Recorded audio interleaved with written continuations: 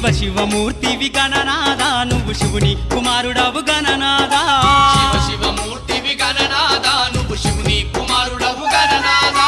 గణ గణ గంటల్ల గణనాదా నువ్వు గుణ గుణ రావయ్య గణనాదా శివ శివమూర్తివి గణనాదా నువ్వు శివుని కుమారుడవు గణనాదా శివ శివమూర్తివి గణనాదా నువ్వు శివుని కుమారుడవు గణనాదా